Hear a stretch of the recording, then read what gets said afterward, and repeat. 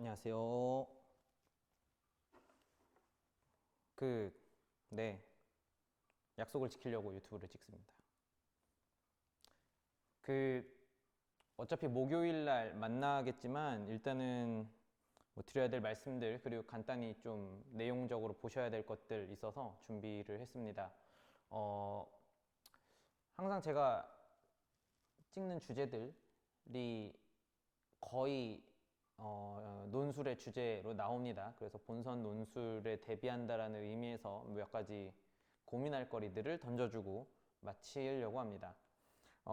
이 종이는 이미 다 받으셔서 알겠지만 먼저 고민해야 될, 제가 제일 1순위로 나올 것 같다라고 찍어드린 주제는 바로 기준금리에 대한 문제입니다. 기준금리라는 것은 지금 여기 써 있는 것처럼 우리나라의 한국은행이 특정 수치를 제한해서 금리를 찍어 놓는 행위입니다.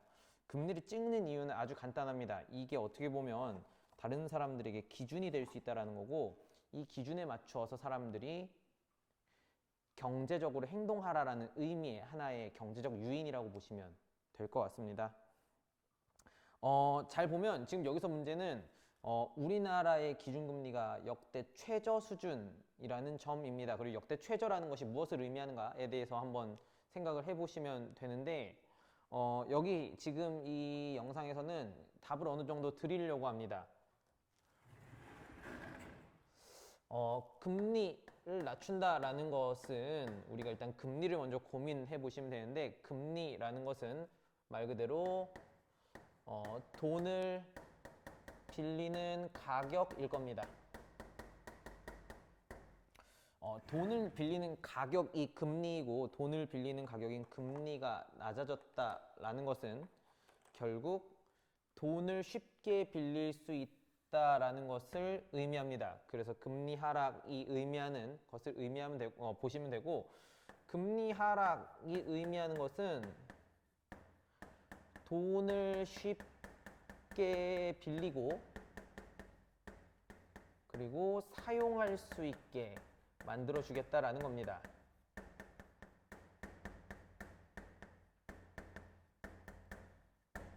즉, 여기서 보셔야 될 중요한 점은 돈이 시중에 많이 풀리길 바란다는 거죠. 그리고 돈이 많이 풀려야 되는 이유는 아마 간단할 겁니다.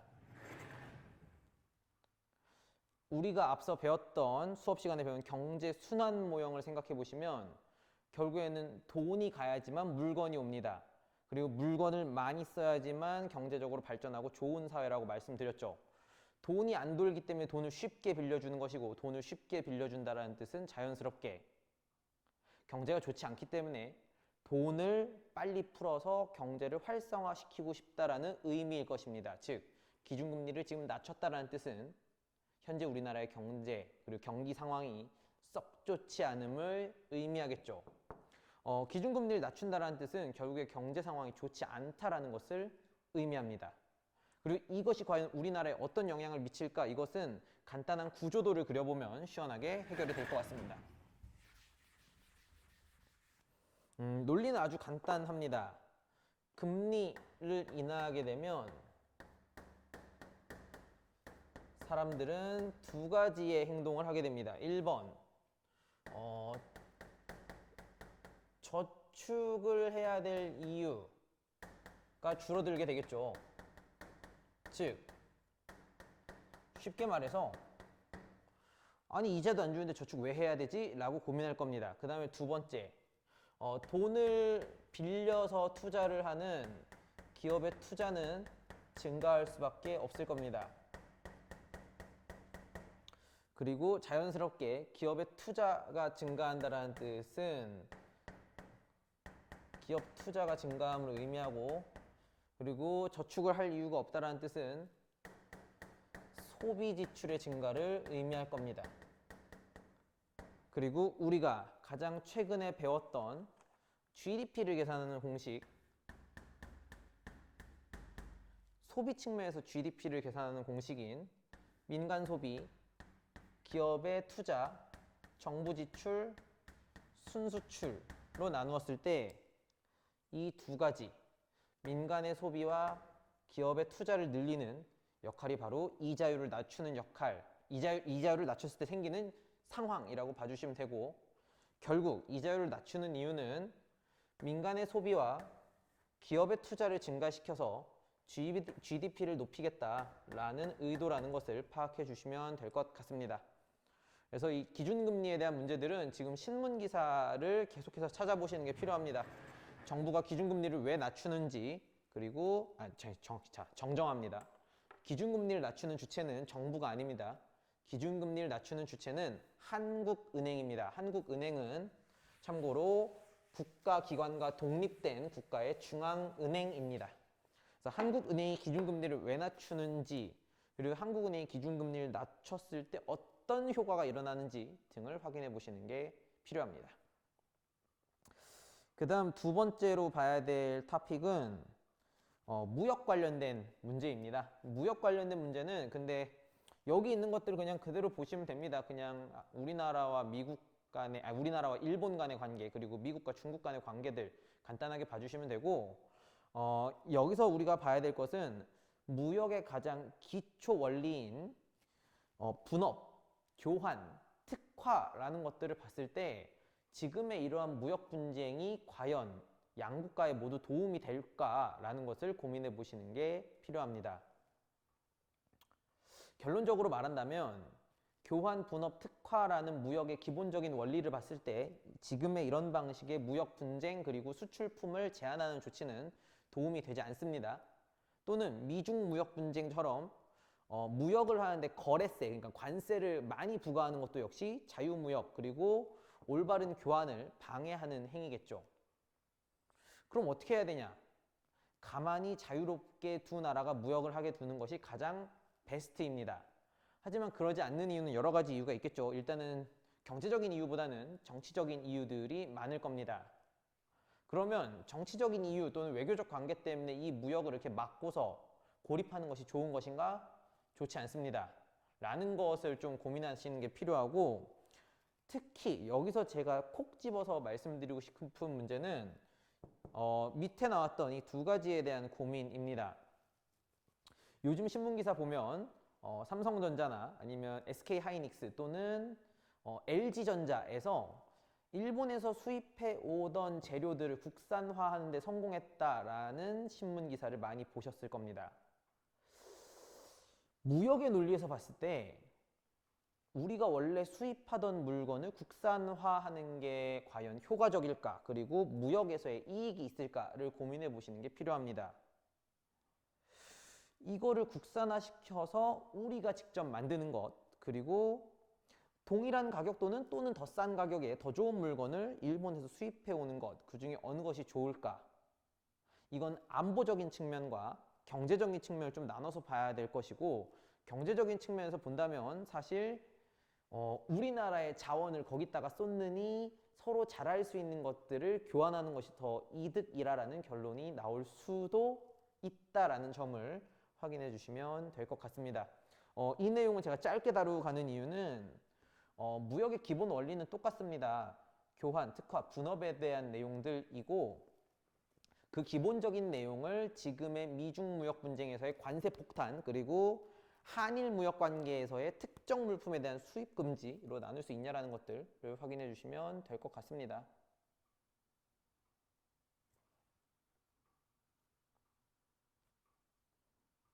그 다음에 세 번째 보셔야 되는 내용은 디플레이션에 대한 문제인데, 요거는 이번 주 금요일에 나오는 통계청 또는 한국은행의 발표를 좀 보시는 게 필요합니다. 왜냐면 요거 물가 동향에 대한 내용들이 나오는데, 디플레이션의 의미는 읽어보시면 아실 거고, 지금 우리나라 사람들 또는 일부 언론 또는 일부 경제기관에서 고민하는 것은 디플레이션이 진짜로 발생하는가에 대한 고민입니다. 그리고 디플레이션이 생겼을 때 문제가 되는 모습들은 여기서 잘 봐주시면 됩니다. 악화죠? 네. 물가가 떨어지게 된다고 해서 사람들이 물건을 더 사지는 않고, 물건을 더 사지 않는다라는 뜻은 재고가 증가한다라는 것을 의미합니다. 그리고 재고가 증가한다라는 것은 자연스럽게 공장을 돌리지 않는다라는 거고, 공장을 돌리지 않는다라는 뜻은 사람들을 잘라야 된다는 것을 의미합니다. 사람을 자른다라는 뜻은 소득이 적게 간다라는 거고, 소득이 적게 가면 물건값이 싸져도 더 이상 물건을 사지 않겠죠. 이 논리의 반복이기 때문에 디플레이션이 오히려 인플레이션보다 나쁘다라고 주장하는 사람들이 존재합니다. 그리고 디플레이션의 여러 가지 이유들을 봐야 하는데, 얘는 우리가 앞으로 배울 총수요와 총공급이라는 곡선을 보면서 해결할 수 있습니다. 얘는 아래에 있는 나머지 토픽들과도 연결이 되는데, 일단은 기본적으로 총수요 총공급이라는 곡선을 좀 보고서 이야기를 해야 될 것 같습니다. 총수요 총공급 곡선도 일반적인 수요 공급 곡선과 굉장히 유사합니다. 다만 축의 이름이 다르죠. 가로축의 이름은 GDP이고, 정확히 씁니다. 실질 GDP이고, 세로축의 이름은 물가입니다. 그리고 자연스럽게 총수요라는 곡선과 총공급이라는 곡선이 발생하겠죠.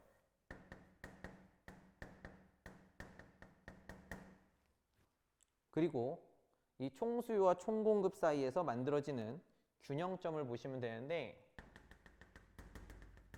바로 균형 물가와 실질 GDP 금액이 아마 여기서 생길 겁니다. 그리고 지금의 디플레이션이라는 것은 어떻게 고민하셔야 되냐면,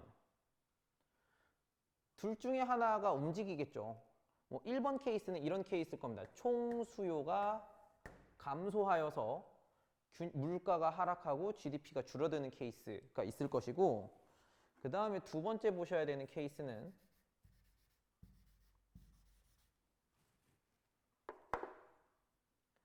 총공급이 증가하여서 물가가 하락하고 실질 GDP가 증가하는 케이스가 있겠죠. 정부에 있는 사람들, 그리고 지금 금융기관 또는 경제 전문가들이 걱정하는 물가의 하락, 디플레이션에 대한 걱정은 아마 제가 첫 번째 보여드린 이 디플레이션에 대한 걱정일 겁니다. 즉, 사람들이 물건을 덜 사면서 물건값이 떨어지고 실질 GDP까지 감소하는 이 디플레이션을 걱정한다는 것들을 봐주시면 되고, 이 디플레이션을 걱정하기 때문에 자연스럽게 이 문제에서 총수요 총공급에 대한 고민, 그리고 어떻게 하면 총수요를 늘릴 수 있을까에 대한 고민들을 생각해 보신다면 자연스럽게 정답이 나오지 않을까라는 생각하여 봅니다.